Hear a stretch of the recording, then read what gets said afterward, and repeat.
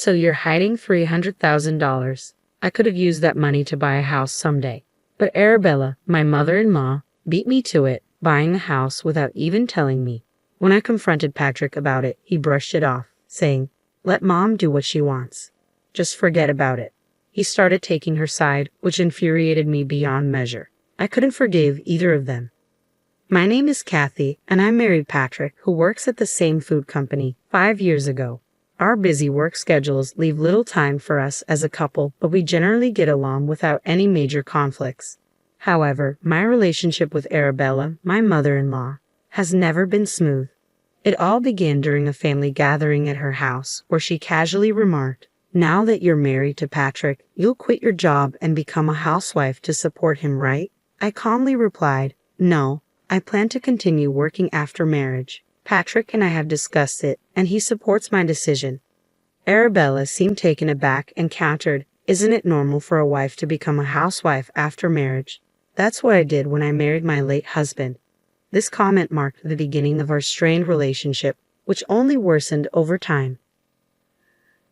Pondered silently how antiquated it was to expect a wife to be a housewife while the husband earns.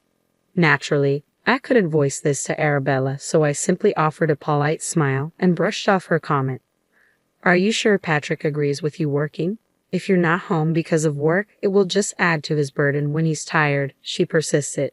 I replied calmly, "That's Mom's perspective, not Patrick's. He supports my decision, so let Kathy do as she likes." Patrick intervened in my defense, saying, "Mom, I'm fine with it. Let Kathy make her own choices." After that, Arabella ceased her snide remarks, and we soon departed from her house. "Thank you for stepping in back there. If you hadn't," Arabella might have continued. I expressed my gratitude. Patrick replied reassuringly, "Mom has raised me alone since Dad passed away. She's probably just concerned. Don't take it too hard." His defense and understanding touched me deeply. I felt fortunate to be married to such a caring person. As we headed back to our condominium, I secretly felt a sense of contentment. Though we had been living together for 5 years, Patrick surprised me one day by suggesting Arabella move in with us. Hey, considering how busy we both are with work, I thought maybe Mom could live with us in the condo. I hesitated, replying honestly, "I'm not sure about that idea." Patrick immediately understood, saying, "I see. Sorry for bringing it up so suddenly. Forget I mentioned it." I absolutely couldn't agree to the idea of suddenly living together. Thankfully, Patrick acquiesced easily, and I felt relieved that we wouldn't be sharing our space with Arabella. About a week after Patrick had brought up the idea, I had a particularly hectic day at work and didn't return to our condominium until after 9 p.m. "I'm so tired.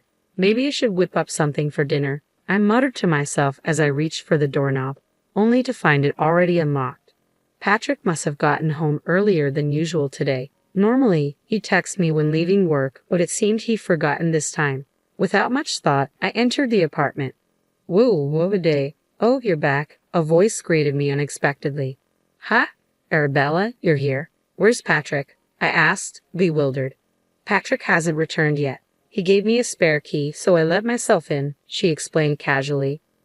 "A spare key? I had no idea," I stammered, taken aback by her sudden presence, unable to conceal my surprise. "Stop standing there. Can you make dinner? I've been waiting for you to get home," Arabella demanded as soon as I entered. "Ha, Arabella, haven't you eaten dinner yet?" I asked, surprised. "No, I haven't. It's quite audacious to barge into someone's home and expect dinner," I thought to myself, but couldn't bring myself to rudely send her away. "Ah, I see. Okay, I'll make something simple. Is that okay?" "Just a moment. Are some groceries missing? Did I use that much?" I wondered aloud, noticing the fridge seemed emptier than yesterday. "Anything simple will do. Just hurry up, dear. I'm famished," Arabella insisted. "Please wait a moment. I'll whip something up quickly," I replied, rushing to prepare dinner for her. "Thank you. Let's see how it tastes," Arabella commented after tasting the soup I had made. "What is this? It's terrible." "Ha! What did she just say? Did she really call my soup terrible?" I thought in disbelief. "I said it's terrible. Did you not hear me?" Arabella repeated sharply. "I heard you. It wasn't a misunderstanding," I responded firmly, trying to keep my composure. "You're always so busy with work. That's why you can only manage to cook this kind of meal. You should quit your job and become a proper housewife, Arabella continued, her resentment clear. But Patrick always tells me he loves my cooking. Perhaps he's just trying to please you. Can't you see that? I retorted, feeling frustrated by her persistent criticism. Arabella continued to make snide remarks for about an hour, expressing her disapproval of my decision to work after marriage. I'll be dropping by occasionally. Make sure you keep the house in order, she concluded before finally leaving. After venting her frustrations, Arabella left my home seemingly relieved. 30 minutes later, Patrick arrived. Hey, did you give Arabella a spare key? I asked. Yeah, I did, Patrick confirmed. Why? I questioned, feeling exasperated. She showed up out of nowhere today, complained about the food I made for her, and then left. It's all right. These things happen, Patrick replied calmly. What kind of response is that? She comes unannounced. It's ridiculous, I retorted. I don't know what else to say. Maybe it was a mistake giving her the key, Patrick admitted. Exactly, and now I'm supposed to tolerate her criticism about the meal I prepared? I exclaimed. This all happened because you gave her that spare key. My words seemed to strike a nerve with Patrick, who suddenly grew angry. Maybe you should have just agreed to have Mom live with us. I'm tired. I'm going to bed. I don't need dinner, he snapped. Am I to blame? Wasn't it you who agreed it was a bad idea? I shot back, feeling hurt by Patrick's unexpected reaction. The following day, and every day after that, Arabella continued to visit our home, criticizing everything from cleanliness to laundry. Enduring her daily complaints might have been bearable on its own. However, a week into Arabella's frequent visits, I noticed something odd. The groceries are disappearing again, and the detergent I had stocked up on is gone too, I remarked, puzzled by the sudden disappearance of household items. Our condominium and Arabella's place were just a 10-minute walk apart. It seemed strange that groceries and everyday essentials were disappearing daily. Reluctantly, I began to suspect Arabella might be sneaking in and taking them. Arabella, have you been taking things from our house? I finally mustered the courage to ask one day when she came over. I hoped it was all a misunderstanding, but her response dashed that hope. Oh, so you found out, Arabella admitted nonchalantly. You can't just take things without asking. These are household supplies and food, I protested. What's the harm? It's my son's house, after all. It's wasteful to let food spoil, especially since you're hardly ever home because of work, she justified, unapologetic. I was taken aback by her audacity. While I understood this was also Patrick's home, her actions felt intrusive and disrespectful. Oh, by the way, I found out about your $300,000 in savings, Arabella continued casually. What? What are you talking about? I have no idea, I exclaimed, shocked by her revelation. You found it on my banking card. I saw the amount when I checked it. You can withdraw money with just the card, right? She asked, as if it was a perfectly reasonable thing to do. Do you know the PIN? You had it written on a note stuck to your banking card, remember? Arabella remarked casually. I messed up. I never thought anyone would look at my banking card, so I was careless, I admitted, feeling shocked and betrayed. That's right. I found the note with the PIN on it, Arabella confirmed, almost amused. I've been wanting to live in a nicer house. This worked out perfectly, she added with a laugh before leaving my house. I couldn't forgive what had happened, Arabella using my money like that to buy a house without my permission. When I confronted Patrick about it, his response was dismissive. Just let Mom do what she wants. Forget about the $300,000, he said casually, as if it were inconsequential that such a large sum had been taken without consent. This mother and son duo are unbelievable, I fumed. At that moment, any remaining affection I had for Patrick evaporated. Feeling deeply betrayed and taken advantage of, I decided it was time to take revenge on both of them. The next day, I invited Arabella over again to confirm if she had indeed used my money to buy a house. Determined to gather solid evidence, I discreetly started the voice recorder on my phone before confronting her. Yesterday, you mentioned using $300,000 for my banking card to buy a new house. Is that true? I asked directly. Yes, it's true. I've already paid the down payment and construction has begun. With your banking card, it's essentially mine, Arabella admitted without hesitation. but having the banking card doesn't mean anything. How do you plan to withdraw the money? I asked Arabella, trying to maintain my composure. Just by pretending to be you and signing? Of course, she replied with a smirk. Arabella, that's illegal. It's theft, I protested, shocked by her brazen admission. Call it what you want. Who would have thought you, who can't even manage household chores properly, had saved up so much? At least you're good for something. That's all. You can have the banking card back. Thanks for having me over today, she said dismissively, brushing off my concerns. I was seething with anger, tempted to grab the card back forcefully, but I held myself back and let her leave. Despite my frustration, I had managed to gather evidence of Arabella taking the banking card from my house. Enjoy it while you can, Arabella, I muttered under my breath. The following day, I called Arabella, devising a plan to lure her back to my house under the guise of settling the issue. Arabella, you can keep the banking card, but you'll need my identification to withdraw any money. I'll handle the withdrawal for you. Can I hold on to the banking card for now? I asked, feigning cooperation. Oh, I didn't realize that. I'll bring it right over. Thanks, Arabella replied eagerly. I informed her of this over the phone, but I had no intention of actually withdrawing $300,000. In this day and age, withdrawing such a large sum without proper identification is impossible. How could she be so naive? She was solely focused on quick money with no regard for the fact that her actions were criminal. Once I retrieved the banking card from Arabella, I wasted no time heading to the police station. I need to report a crime, I said firmly as soon as I arrived. Yes, my mother-in-law took my banking card without permission and was trying to use it to purchase a new house. I explained to the police officer. Wait, not you purchasing. No, not me. My banking card was stolen. I would like to file a report, I clarified firmly. The police listened attentively, understanding the seriousness of the situation, and accepted my report. Later that evening, I informed Patrick that I had filed a report with the police. I told the police about Arabella stealing my banking card. She might get arrested soon. I informed him. What? Why would Mom get arrested by the police? Patrick reacted with surprise. Don't you understand that what Arabella is doing is a serious crime? I responded, frustrated by his lack of concern.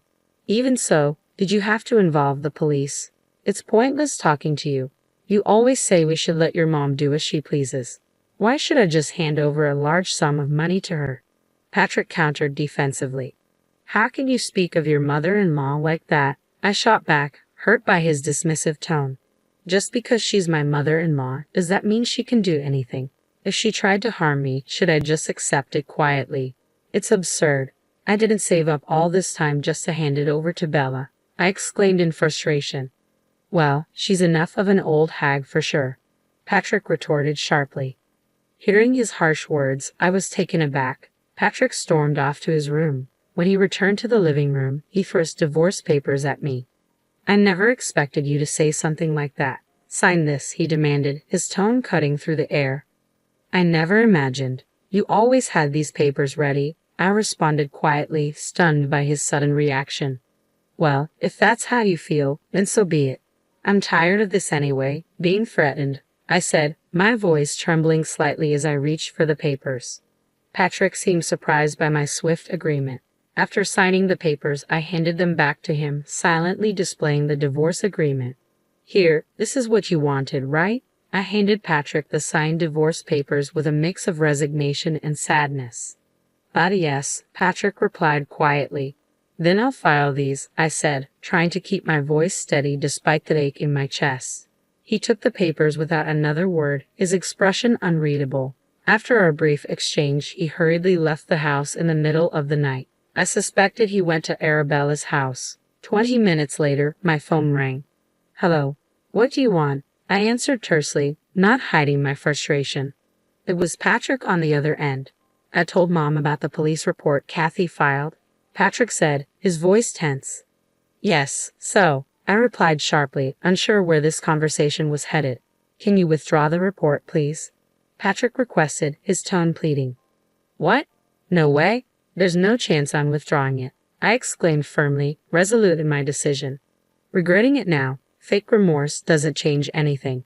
She would do the same thing again, I muttered to myself, feeling betrayed and angry. As expected, Patrick called again shortly after. What now? I don't have anything else to say to you, and I was just about to go to bed, I said wearily, tired of the drama. I'm sorry. I didn't mean any harm, the voice on the other end said softly. It wasn't Patrick, it was Arabella. She was crying and apologizing. But did she really think that would make everything okay? Just because you're crying and apologizing doesn't mean I'm going to forgive you, I retorted, unmoved by her emotional display. And how can you say you didn't mean any harm? You deliberately took my banking card. I continued, frustration evident in my voice. But I really wanted a house. I've been living in an apartment all this time, so you thought it was okay to use someone else's money for that reason. You're really despicable, I added, feeling the weight of her actions. Why should I give my money for such a trivial reason of hers? It's completely incomprehensible, I concluded, disbelief and anger coloring my words. Then you should have asked your son, I replied firmly. My son doesn't have the money. Arabella countered defensively. Yes, I know. Despite our dual income, I manage our household finances. That's why when I saw the $300,000 in your banking card, I was tempted, Arabella confessed. I see. But understanding isn't enough, you realize? I emphasized sternly. Please reflect on your actions in prison. That money was hard-earned long before I married your son. Forgiving you just because you were tempted is unthinkable, I continued, my voice growing colder. I was about to end the call, but Arabella persisted. Wait, I have a request, she pleaded. A request? That's audacious, I remarked skeptically. I already paid the down payment as I mentioned. I used $100,000 of my savings. I can halt construction now. Could you lend me the remaining $300,000? I promise to repay, Arabella proposed desperately. How delusional are you? There's no way I would lend you that money. You not only stole a banking card but also groceries and daily supplies. I can't trust you to repay, I responded firmly, ending the conversation decisively. But what should I do? That's not my problem, Arabella's voice pleaded through the phone. You figure it out, but I can't get a loan at my age, I replied sternly. That's entirely your fault for relying on someone else's money. Ask your son to take out a loan for you, I retorted, a hint of amusement creeping into my voice at Arabella's predicament. I couldn't help but chuckle at the thought of Arabella's panic. I've said everything there is to say. Maybe it's time to hang up the phone now, I stated firmly, ready to end the conversation. Just as I was about to disconnect, Patrick interjected, attempting to continue the conversation. Hey, please, are you going to abandon Mom? Didn't she take care of you? Think of it as repaying a favor, Patrick pleaded desperately. She never took care of me. She always came to my house just to make snide remarks and never helped with housework despite having a spare key. On what basis are you saying she took care of me? I countered sharply, frustration and resentment evident in my voice. Patrick fell silent, unable to respond to my accusation. He spoke out of desperation. Perhaps he hoped appealing to my emotions would convince me to provide assistance. I mused aloud. Well, that's how it is. I won't be providing any assistance. Good luck, I concluded firmly, ending any hope of reconciliation. Wait, I'll handle Mom's situation, and I won't trouble Kathy anymore. So please, can we reconsider the divorce? Patrick pleaded one last time, desperation coloring his voice. It's too late now. Arabella is more important to you than me, right? I stated bitterly, my heart heavy with disappointment and hurt. I'm truly sorry. I'll value you, Kathy, more from now on. You don't need to bother about me anymore. We'll be strangers by tomorrow, Patrick's voice pleaded through the phone. Enjoy your life with your beloved Arabella, I replied calmly before hanging up. Concerned he might call again, I turned off my mobile and went to bed. Patrick didn't return home that night. They were likely consoling each other. The next morning, I took a day off work to file the divorce papers. Patrick and I were now strangers. Arabella's fate was no longer my concern. For the 3 days before I left our home, Patrick barely spoke to me. I didn't initiate conversation either. Planning to move back to my parents' house, despite the hour-long commute to work, I packed up my belongings. As I left, Patrick said just one thing. I'm sorry for everything up till now. Ignoring him, I walked away. It was a stark end to a once loving marriage. Strangely, I didn't feel sad. I felt relieved to be free from such a toxic mother and son. I can't forgive them after everything. They brought this upon themselves, neglecting and defending Arabella. If Patrick had stood up to her when she stole my banking card, maybe things could have been different. They underestimated me. I wasn't going to be continually wronged. Now they face the consequences of their actions, working to repay their debts. It's their own doing, their karma, I reflected as I drove to my parents' house. A week later, the police called to inform me of Arabella's arrest for theft. Not living with Arabella played a crucial role in her arrest. If you had been living together, it might have complicated things due to the familial nature of the theft. I understand. I'm grateful she was apprehended. Thank you, I responded, relieved by the news. Now Arabella will have time to reflect on her crimes, I thought. Just then, Patrick called. Mom has been arrested, he stated solemnly. I know, the police informed me.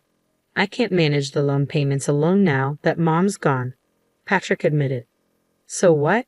You're not asking me for help again, are you? I replied firmly. No, please don't call me again, Patrick faltered. I ended the call and blocked his number to avoid further contact. A month later, I heard from a colleague. Hey, did you hear? Patrick quit the company. Though we worked at the same place, we rarely crossed paths. The news of Arabella's theft and arrest had spread, making it untenable for him to stay. I didn't spread the news, I assured my colleague. I don't know what happened to him after that, but he must be struggling with the loan repayments, my colleague remarked. 3 years later, I found happiness again. I married someone who cherished me deeply, and my new in-laws welcomed me with love. Finally, I felt genuine happiness. I hope nothing like this ever happens again, I whispered, grateful for the peace and love in my life now.